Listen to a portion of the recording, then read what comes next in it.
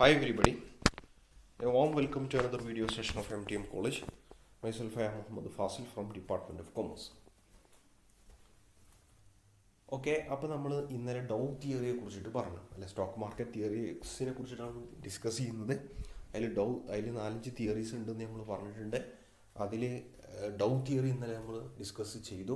ഇന്ന് നമ്മൾ ഡിസ്കസ് ചെയ്യാൻ വേണ്ടി പോകുന്നത് എഫിഷ്യൻറ്റ് മാർക്കറ്റ് തിയറി അല്ലെങ്കിൽ എഫിഷ്യൻറ്റ് മാർക്കറ്റ് ഹൈപ്പോത്തിസ് എന്ന തിയറിയാണ്. ഇപ്പോൾ രണ്ട് പേരിലും ഇത് അറിയപ്പെടുന്നു. എഫിഷ്യൻറ്റ് മാർക്കറ്റ് തിയറി എന്ന പേരിലും അറിയപ്പെടുന്നുണ്ട്, എഫിഷ്യൻറ്റ് മാർക്കറ്റ് ഹൈപ്പോത്തിസിസ് എന്ന പേരിലും ഇത് അറിയപ്പെടുന്നുണ്ട്. അപ്പോൾ എന്താണ് എഫിഷ്യൻറ്റ് മാർക്കറ്റ് തിയറി അല്ലെങ്കിൽ എഫിഷ്യൻറ്റ് മാർക്കറ്റ് ഹൈപ്പോത്തിസിസ് എന്ന് നോക്കാം. അപ്പോൾ 1960കളിലാണ് ഈ തിയറി രൂപീകൃതമാകുന്നത്. യുഗ്നെ ഫമ എന്ന് പറയുന്ന വ്യക്തിയാണ് ഈ തിയറി ഡെവലപ്പ് ചെയ്തിട്ടുള്ളത് അല്ല. അപ്പോൾ യുഗ്നെ ഫമ 1960കളിലാണ് ഈ തിയറി ഉണ്ടാക്കുന്നതൊന്ന് ഓർമ്മിച്ചു വെക്കുക. ഇനി എന്താണ് ഈ തിയറി പ്രകാരം പറയുന്നത് അതൊന്ന് നോക്കാം. The efficient market theory implies that it is not possible to achieve good performance continuously in the market by using any information that market already knows. ഈ ഇത് പറയുന്നത് വെച്ചാൽ മാർക്കറ്റിൽ നിന്നും കണ്ടിന്യൂസ് ആയിട്ട് നമുക്ക് നല്ല പെർഫോമൻസ് അച്ചീവ് ചെയ്യാൻ വേണ്ടി കഴിയില്ല. അല്ലെങ്കിൽ വേറെ രീതി പറഞ്ഞാൽ സ്റ്റോക്ക് മാർക്കറ്റിൽ നമുക്ക് സ്ഥിരമായിട്ട് നമുക്ക് നല്ല ഒരു പ്രോഫിറ്റ് ഉണ്ടാക്കാൻ വേണ്ടി സാധിക്കുകയില്ല. കാരണം എന്ന് പറഞ്ഞു കഴിഞ്ഞിട്ടുണ്ടെങ്കിൽ ഇന്നത്തെ മാർക്കറ്റുകളൊക്കെ എഫിഷ്യൻ്റ് ആണ്. ഒരു എഫിഷ്യൻറ്റ് മാർക്കറ്റിൽ എല്ലാ ഇൻഫർമേഷൻസും വളരെ പെട്ടെന്ന് തന്നെ എല്ലാവരിലേക്കും എത്തുന്നുണ്ട്. അതുകൊണ്ട് തന്നെ മാർക്കറ്റിൽ എല്ലാവർക്കും അറിയാവുന്ന ഒരു ഇൻഫർമേഷൻ വെച്ചുകൊണ്ട് നമുക്ക് പ്രോഫിറ്റ് ഏൺ ചെയ്യാൻ വേണ്ടി സാധിക്കുകയില്ല. ഇതാണ് എഫിഷ്യൻറ്റ് മാർക്കറ്റ് തിയറിയുടെ കാതലായ വശം അല്ല. ഇന്നത്തെ മാർക്കറ്റുകളൊക്കെ എഫിഷ്യൻ്റ് ആയുള്ള മാർക്കറ്റുകളിൽ ഇൻസ്റ്റൻ്റ് ആയിട്ട് നിമിഷങ്ങൾക്കുള്ളിൽ എല്ലാ ഇൻഫർമേഷനും എല്ലാവരിലേക്കും എത്തുന്നുണ്ട്. അതുകൊണ്ട് തന്നെ നമുക്ക് എല്ലാവർക്കും അറിയാവുന്ന ഒരു ഇൻഫർമേഷൻ വെച്ചുകൊണ്ട് നമുക്ക് മാർക്കറ്റിൽ നിന്ന് പ്രോഫിറ്റ് ഉണ്ടാക്കാൻ വേണ്ടി സാധിക്കുകയില്ല അല്ല, സ്ഥിരമായിട്ട് പ്രോഫിറ്റ് ഉണ്ടാക്കാൻ വേണ്ടി സാധിക്കുകയില്ല. ഇതാണ് ഈ തിയറിയുടെ ഇത്. ഇനി പറയുന്നത് എന്താണ്? Even if any good performance is made, it will be through luck or obtaining insider information. അല്ലേ, ഇന്ന് നമുക്കറിയാം, ഇന്ന് പല ആൾക്കാരും എന്ത് ചെയ്യുന്നുണ്ട്, സ്റ്റോക്ക് മാർക്കറ്റിൽ നിന്ന് സ്ഥിരമായിട്ട് നല്ല വരുമാനം ഉണ്ടാക്കുന്നുണ്ട് അല്ലേ. അതിനെക്കുറിച്ച് ഇതിൽ പറയുന്നത് എന്താ? അങ്ങനെ സംഭവിക്കുന്നുണ്ട് എങ്കിൽ അതൊന്നുകിൽ ഭാഗ്യം കൊണ്ടാണ് അല്ല, അത് ലക്ക് കൊണ്ടാണ്. അതല്ലെങ്കിൽ ഇൻസൈഡർ ഇൻഫർമേഷൻ ഉപയോഗിച്ചുകൊണ്ടാണ്. ഇൻസൈഡർ ഇൻഫർമേഷൻ എന്ന് വെച്ചാൽ എന്താണ്? ഇൻസൈഡർ ഇൻഫർമേഷൻ എന്ന് പറഞ്ഞിട്ടുണ്ടെങ്കിൽ ഒരു കമ്പനിക്കകത്ത് ഉള്ള ഇൻഫർമേഷനാണ് അല്ലെ, കമ്പനിയുടെ ടോപ്പ് മാനേജ്മെൻറ്റിനെ മാത്രം അറിയാവുന്ന ചില വിവരങ്ങളാണ്. അത് എന്ത് ചെയ്യപ്പെടുന്നു? അത് ഉപയോഗിച്ചുകൊണ്ടാണ്, അല്ലെങ്കിൽ ആ കമ്പനി അവർക്ക് വേണ്ടപ്പെട്ട ആളുകൾക്ക് പറഞ്ഞു കൊടുക്കുന്നു. അവരെന്ത് ചെയ്യുന്നു? അത് ഉപയോഗിച്ചുകൊണ്ട് സ്റ്റോക്ക് മാർക്കറ്റിൽ ലാഭമുണ്ടാക്കുന്നു അല്ലേ. ചിലപ്പോൾ ഈ കമ്പനിയുടെ ആൾക്കാർ തന്നെ ഒരു ബിനാമികളെ വെച്ചുകൊണ്ട് സ്റ്റോക്ക് മാർക്കറ്റിൽ നിന്ന് പ്രോഫിറ്റ് ഉണ്ടാക്കുന്നതും ആകാം അല്ലേ. അപ്പോൾ ഇതാണെന്ന് പറയുന്നത് ഈ എഫിഷ്യൻറ്റ് മാർക്കറ്റ് തിയറിയിൽ പറയുന്നത്. അപ്പോൾ അതാണ്. അപ്പോൾ ഇൻസൈഡർ ട്രേഡിംഗ് ഒക്കെ എന്താണ്, സെബി അല്ലെ, സ്റ്റോക്ക് എക്സ്ചേഞ്ചിനെ റെഗുലേറ്റ് ചെയ്യുന്ന ബോഡി കർശനമായിട്ട് നിരോധിച്ച കാര്യമാണ്. അങ്ങനെ എന്തെങ്കിലും അവർ ശ്രദ്ധയിൽപ്പെടുകയാണെങ്കിൽ അവരെന്ത് ചെയ്യുന്നു? കർശനമായ നടപടി എടുക്കാറുണ്ട് അല്ലേ. അപ്പോൾ ഇൻസൈഡർ ട്രേഡിങ്ങിലൂടെയോ അല്ലെങ്കിൽ എന്താ പറയുക, ഇതിലൂടെയോ ഭാഗ്യത്തിലൂടെയാണ് ഇങ്ങനെ നല്ല പെർഫോമൻസ് സ്ഥിരമായിട്ട് അച്ചീവ് ചെയ്യാൻ കഴിയുന്നുണ്ടെങ്കിൽ സംഭവിക്കുന്നതെന്നാണ് ഈ തിയറിയിൽ പറയുന്നത്.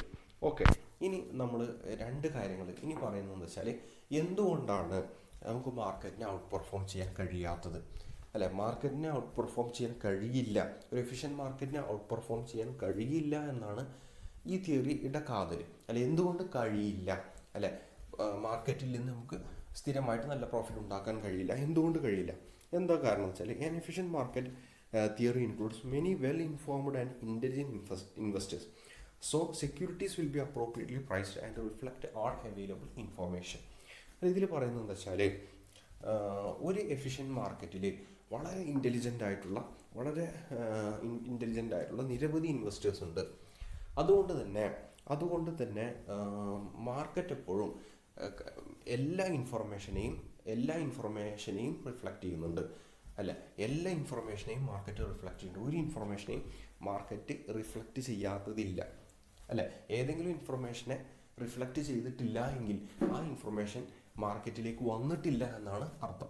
എന്തെങ്കിലും ഒരു ഇൻഫർമേഷൻ വന്നിട്ടുണ്ടെങ്കിൽ അത് എന്ത് ചെയ്തിട്ടുണ്ടാവും, മാർക്കറ്റിനെ റിഫ്ലക്റ്റ് ചെയ്തിട്ടുണ്ടാവും. കാരണം ഒരു എഫിഷ്യൻറ്റ് മാർക്കറ്റിൽ ഇൻസ്റ്റൻ്റ് ആയിട്ട് ഇൻഫർമേഷൻസ് പാസ് ചെയ്യും. അല്ല, ഒരാൾക്ക് കിട്ടിക്കഴിഞ്ഞിട്ടുണ്ടെങ്കിൽ തന്നെ എല്ലാവർക്കും അത് എത്തിച്ചേരും, ഇൻസ്റ്റൻ്റ് ആയിക്കൊണ്ട് എത്തിച്ചേരും. അല്ലെ, അതാണെന്ന് പറയുന്നത്. അപ്പോൾ അതുകൊണ്ട് തന്നെ എല്ലാ സ്റ്റോക്ക് മാർക്കറ്റിലെ പ്രൈസ് എന്ന് പറഞ്ഞാൽ എല്ലാ ഇൻഫർമേഷനെയും റിഫ്ലക്റ്റ് ചെയ്തുകൊണ്ട് ആണ് വർത്തിക്കുന്നത് എന്നാണ്. അടുത്തായിട്ട് നോക്കിയേ, if market is efficient all information study pass to all one can't make profit with an information that already knows. അല്ലേ, ഒരു ഇൻഫർമേഷൻ മാർക്കറ്റ് എത്തിക്കഴിഞ്ഞിട്ടുണ്ടെങ്കിൽ അത് എല്ലാവരിലേക്കും ഇൻസ്റ്റൻ്റായിട്ട് എത്തപ്പെടുന്നുണ്ട്. അതുകൊണ്ട് തന്നെ ഓൾറെഡി എല്ലാവർക്കും അറിയാവുന്ന ഒരു ഇൻഫർമേഷൻ വെച്ചുകൊണ്ട് ആർക്കും മാർക്കറ്റിൽ നിന്ന് ലാഭം ഉണ്ടാക്കാൻ സാധിക്കുകയില്ല. ഈ രണ്ട് കാരണങ്ങളാണ് എന്ത് പറയുന്നത്, നമുക്ക് മാർക്കറ്റിനെ ഔട്ട് പെർഫോം ചെയ്യാൻ കഴിയില്ല, അല്ലെങ്കിൽ മാർക്കറ്റിൽ നിന്ന് സ്ഥിരമായിട്ട് ട്രേഡ് ചെയ്തുകൊണ്ട് നല്ല ലാഭം ഉണ്ടാക്കാൻ വേണ്ടി സാധിക്കുകയില്ല എന്ന് പറയാനുള്ള കാരണമായിട്ട് നിരത്തുന്നത് ഈ തിയറി. ഇനി നോക്കാം, ഫോംസ് ഓഫ് മാർക്കറ്റ് എഫിഷ്യൻസി. അല്ലെ, ഫോംസ് ഓഫ് മാർക്കറ്റ് എഫിഷ്യൻസി എന്താണ് അവിടെ പറയുന്നത്? മാർക്കറ്റ് എഫിഷ്യൻസിയുടെ രൂപങ്ങൾ നോക്കാം. From experience most of us would agree that the market is not perfect or efficient. അല്ലെ, മാർക്കറ്റ് എഫിഷ്യൻ്റ് അല്ല എന്ന് നമ്മുടെ എക്സ്പീരിയൻസിൽ നമുക്കെല്ലാം അറിയാം. അല്ലെ, മാർക്കറ്റ് എഫിഷ്യൻ്റ് അല്ല എന്ന്, അല്ല, മാർക്കറ്റിൽ ഒരുപാട് തരത്തിലുള്ള പൊരുത്തക്കേടുകൾ കാണുന്നുണ്ട്, അനോമലീസ് കാണുന്നുണ്ട് എന്നുള്ളതും നമുക്കറിയാം. അല്ല, നിലനിൽക്കുന്നുണ്ട് എന്നുള്ളതും നമുക്കറിയാൻ വേണ്ടി സാധിക്കുന്നതാണ്. അതുപോലെ തന്നെ ഈ അനോമലീസിനെ ഉപയോഗപ്പെടുത്തിക്കൊണ്ട് പല ഇൻവെസ്റ്റേഴ്സും ട്രേഡേഴ്സും മാർക്കറ്റിനെ ഔട്ട് പെർഫോം ചെയ്യുകയും ചെയ്യുന്നുണ്ട്. അല്ല, പല ഇൻവെസ്റ്റേഴ്സും ട്രേഡേഴ്സും ഈ അനോമലീസ്, ഈ പൊരുത്തക്കേടുകളെ ഉപയോഗപ്പെടുത്തിക്കൊണ്ട് എന്ത് ചെയ്യുന്നുണ്ട്, പ്രോഫിറ്റ് ഉണ്ടാക്കുന്നുണ്ട്. അപ്പോൾ പൊരുത്തക്കേടുകൾ എന്നോട് ഉദ്ദേശിക്കുന്നത് വെച്ചാൽ ഏതെങ്കിലും ഇൻഫർമേഷൻ എല്ലാവരിലേക്ക് എത്താതിരിക്കുക. അതുപോലെ തന്നെ അതാണ് പൊരുത്തക്കേട് എന്ന് ഉദ്ദേശിക്കുന്നത് കേട്ടോ. അല്ലാതെ എന്തല്ല, സ്ട്രക്ചറൽ ആയിട്ടുള്ള പൊരുത്തക്കേടല്ല. എന്താ പറയുക, എന്തെങ്കിലും തരത്തിലുള്ള അഴിമതിയോ തിരിമറിയോ ഒന്നുമല്ല, മറിച്ച് പൊരുത്തക്കേട് എന്നാണ് ഇവിടെ ഉദ്ദേശിക്കുന്നത് എല്ലാവരിലേക്കും എല്ലാ ഇൻഫർമേഷൻ പാസ് ചെയ്യപ്പെടാതിരിക്കുക. അല്ല, അത്തരത്തിലുള്ള കാര്യങ്ങളാണ്. അല്ലെങ്കിൽ മാർക്കറ്റിൻ്റെ നിലവിലുള്ള പ്രൈസ്, അല്ല, മാർക്കറ്റിലെ ഇൻഫർമേഷനെ മാർക്കറ്റ് പ്രൈസുകൾ റിഫ്ലക്റ്റ് ചെയ്യാതിരിക്കുക. അതൊക്കെയാണ് എന്നതോട് ഉദ്ദേശിക്കുന്നത്. റിഫ്ലക്റ്റ് ചെയ്യാതിരിക്കുക അല്ലെങ്കിൽ റിഫ്ലക്റ്റ് ചെയ്യാൻ വൈകുക, ഇതൊക്കെയാണ് പൊരുത്തക്കേടുകൾ കൊണ്ട് ഉദ്ദേശിക്കുന്നത്. അല്ലേ, അപ്പോൾ ഇതിൻ്റെ അടിസ്ഥാനത്തിൽ, അല്ല, ഇതിനെയാണ് അപ്പോൾ ഇതിൻ്റെ അടിസ്ഥാനത്തിൽ മാർക്കറ്റുകളെ, അല്ലെ, മാർക്കറ്റിൻ്റെ ഇത്തരത്തിലുള്ള എഫിഷ്യൻസിയുടെ അടിസ്ഥാനത്തിൽ എഫിഷ്യൻ്റ് ആണെങ്കിൽ പെട്ടെന്ന് അത് റിഫ്ലക്റ്റ് ചെയ്യും, പ്രൈസ് കറക്റ്റായിട്ട് റിഫ്ലക്റ്റ് ചെയ്യും, എല്ലാ ഇൻഫർമേഷൻ എല്ലാവരിലേക്കും കൃത്യമായിട്ട് എത്തുകയും ചെയ്യും. അപ്പോൾ ഈ എത്തുന്നതിൻ്റെ വേഗതയെ അടിസ്ഥാനത്തിൽ മാർക്കറ്റിനെ എഫിഷ്യൻസിയുടെ 3 ലെവലായിട്ട് ക്ലാസിഫൈ ചെയ്തിട്ടുണ്ട് ഈ തിയറി. അല്ല, ഈ മാർക്കറ്റ് എഫിഷ്യൻസിൻ്റെ അടിസ്ഥാനത്തിൽ മാർക്കറ്റിനെ 3ആയിട്ട് എഫിഷ്യൻറ്റ് മാർക്കറ്റ് ഹൈപ്പോത്തിസിസ് ക്ലാസിഫൈ ചെയ്തിട്ടുണ്ട്. അത് ഇതൊക്കെ നോക്കാം. 1 strong market form, 2 semi strong form, 3 weak form. നമുക്ക് ഈ 3 ഫോം ഒന്ന് സ്പീഡിൽ നോക്കി നോക്കാം. എന്താണ് സ്ട്രോങ് മാർക്കറ്റ് ഫോം എന്നതുകൊണ്ട് ഉദ്ദേശിക്കുന്നത്? It states as the current price of stock market reflects all the available information. അല്ലേ, അതായത് മാർക്കറ്റിലെ കറന്റ് പ്രൈസ് എല്ലാ ഇൻഫർമേഷനെയും റിഫ്ലക്റ്റ് ചെയ്യുന്നുണ്ട് എന്നതാണ് ഈ സ്ട്രോങ് മാർക്കറ്റ് ഫോമിൻ്റെ ഏറ്റവും പ്രധാനപ്പെട്ട പ്രത്യേകത. മാർക്കറ്റിൽ എന്തൊക്കെ ഇൻഫർമേഷൻ ഉണ്ടോ അതിനൊക്കെ റിഫ്ലക്റ്റ് ചെയ്യുന്നതാണ് മാർക്കറ്റിലെ പ്രൈസ്, അല്ലെങ്കിൽ സ്റ്റോക്ക് മാർക്കറ്റിലെ പ്രൈസ്. സ്റ്റോക്ക് മാർക്കറ്റിൽ എന്തൊക്കെ ആ സ്റ്റോക്കുമായി ബന്ധപ്പെട്ട ഇൻഫർമേഷൻസ് ഉണ്ടോ അതിനൊക്കെ റിഫ്ലക്റ്റ് ചെയ്യുന്നുണ്ട് എന്നാണ് ഇതിൽ പറയുന്നത്, സ്ട്രോങ് മാർക്കറ്റ് ഫോമിൽ പറയുന്നത്. അല്ലെങ്കിൽ അങ്ങനത്തെ ഒരു മാർക്കറ്റാണ് strong market. It does not matter if this information is available to public or top management. ഇത് പബ്ലിക്കിനോ ടോപ്പ് മാനേജ്മെൻറ്റിനോ ഒന്നിരിക്കൽ ടോപ്പ് മാനേജ്മെൻറ്റ് അല്ലെങ്കിൽ പബ്ലിക്കിനോ ഇതറിയില്ല എന്നുള്ളത് മാറ്റർ അല്ല. അതായത് ഈ ഇൻഫർമേഷൻ പബ്ലിക്കിലേക്ക് എത്തിയിട്ടില്ല അല്ലെങ്കിൽ ടോപ്പ് മാനേജ്മെൻറ്റിന് ഈ കാര്യങ്ങൾ അറിയില്ല എന്നതൊന്നും അവിടെ വിഷയമുള്ളതല്ല. മറിച്ച് അതുണ്ട് എങ്കിൽ, അങ്ങനത്തെ ഒരു ഇൻഫർമേഷൻ ഉണ്ട് എങ്കിൽ അതിൻ്റെ എഫക്റ്റ് ഓൾറെഡി ഇവിടെ ഉണ്ടായിട്ടുണ്ടായിരിക്കും, സ്റ്റോക്ക് മാർക്കറ്റിൽ ഉണ്ടായിട്ടുണ്ടായിരിക്കും. അല്ലെ, ഒരു ഇൻഫർമേഷൻ ഉണ്ട് എങ്കിൽ അതിനെ സ്റ്റോക്ക് മാർക്കറ്റ് റിഫ്ലക്റ്റ് ചെയ്തിട്ടുണ്ടായിരിക്കും. അത് അറിയില്ല എന്നുള്ളത് ആർക്ക് അറിയാം ആർക്ക് അറിയില്ല എന്നുള്ളത് അവിടെ വിഷയമല്ല. അത് മാർക്കറ്റ് എന്ത് ചെയ്തിട്ടുണ്ട്, മാർക്കറ്റ് അത്രയ്ക്ക് എഫിഷ്യൻ്റ് ആണ്. മാർക്കറ്റ് ഓരോന്നിൻ്റെയും കൃത്യമായ വാല്യുവേഷനാണ് നടത്തുന്നത്. അല്ലെ, ഓരോ സെക്യൂരിറ്റീസിൻ്റെയും സ്റ്റോക്കിൻ്റെയും കൃത്യമായ വാല്യുവേഷനാണ് എന്ത് നടത്തുന്നത്, മാർക്കറ്റ് നടത്തുന്നത്. അല്ലേ, അതാണ് ഇവിടെ പറയുന്നത്. അപ്പോൾ അങ്ങനത്തെ ഒരു ഇൻഫർമേഷൻ നിലനിൽക്കുന്നുണ്ടെങ്കിൽ അത് മാർക്കറ്റിൽ റിഫ്ലക്റ്റ് ചെയ്തിട്ടുണ്ടായിരിക്കും. അതുകൊണ്ട് തന്നെ ഇവിടെ പ്രത്യേകം ഒന്ന് ശ്രദ്ധിക്കണം, investors or traders will not be able to find or exploit inefficiencies based on fundamental information. Fundamental ഇൻഫർമേഷൻ്റെ അടിസ്ഥാനത്തിലുള്ള ഒരു തരത്തിലുള്ള ഇൻഎഫിഷ്യൻസീസും ആർക്കും, ഒരു ഇൻവെസ്റ്റർക്കും ഒരു ട്രേഡർക്കും ഉപയോഗപ്പെടുത്താൻ വേണ്ടി സാധിക്കില്ല. നേരത്തെ നമ്മൾ പറഞ്ഞല്ലോ ഇൻസൈഡ് ട്രേഡിങ്, ആ ഇൻസൈഡ് ട്രേഡിങ് പോലും നടക്കില്ല. അല്ലേ, അതായത് മാനേജ്മെൻറ്റിന് അങ്ങനത്തെ ഒരു എന്താ പറയുക, ഒരു ഇൻഫർമേഷൻ ഉണ്ടെങ്കിൽ അത് മാർക്കറ്റിൽ ചിലരിലേക്ക് എത്തിയിട്ട് യാതൊരു കാര്യമില്ല. കാരണം ഓൾറെഡി പ്രൈസ് അത് റിഫ്ലക്റ്റ് ചെയ്തിട്ടുണ്ടായിരിക്കും. കാരണം മാർക്കറ്റ് അത്രയ്ക്ക് എഫിഷ്യൻ്റ് ആണ്. മാർക്കറ്റ് ഓരോ സെക്യൂരിറ്റിയും കൃത്യമായിട്ടാണ് വാല്യൂ ചെയ്യുന്നത്. അല്ലേ, അപ്പോൾ ഇതാണ് strong market form. Strong market ഫോമിൽ ഒരു ഇൻസൈഡ് ട്രേഡിങ് നടക്കില്ല. കാരണം ഒക്കെ എന്താണ്, കറക്റ്റ് മാർക്കറ്റ് ഓരോ സ്റ്റോക്കിനെയും കൃത്യമായിട്ട് എന്ത് ചെയ്യപ്പെട്ടിട്ടുണ്ട്, വാല്യൂ ചെയ്തിട്ടുണ്ട്. അതിന് കൃത്യമായ പ്രൈസാണ് അവിടെ കാണുന്നത്, മാർക്കറ്റിൽ റിഫ്ലക്റ്റ് ചെയ്യുന്നത്. ഇനി നോക്കാം സെമി സ്ട്രോങ് ഫോം. എന്താണ് സെമി സ്ട്രോങ് ഫോമിൽ? അപ്പോൾ സെമി സ്ട്രോങ് ഫോമിൽ പറയുന്നതെന്ന് വെച്ചാൽ, ഞാൻ സ്പീഡിലൊന്ന് പറഞ്ഞുതരാം, സമയക്കുറവ് കൊണ്ട് അല്ല ഇതിങ്ങനെ ലോങ് ആയി പോകണ്ട. അല്ല, സെമി സ്ട്രോങ് ഫോമിൽ പറയുന്നത് വെച്ചാൽ, ഇവിടെ പറയുന്നത് വെച്ചാൽ മാർക്കറ്റിൽ എല്ലാവർക്കും അറിയാവുന്ന പബ്ലിക്ലി അവൈലബിൾ ആയിട്ടുള്ള എല്ലാ ഇൻഫർമേഷനെയും മാർക്കറ്റ് റിഫ്ലക്റ്റ് ചെയ്യും.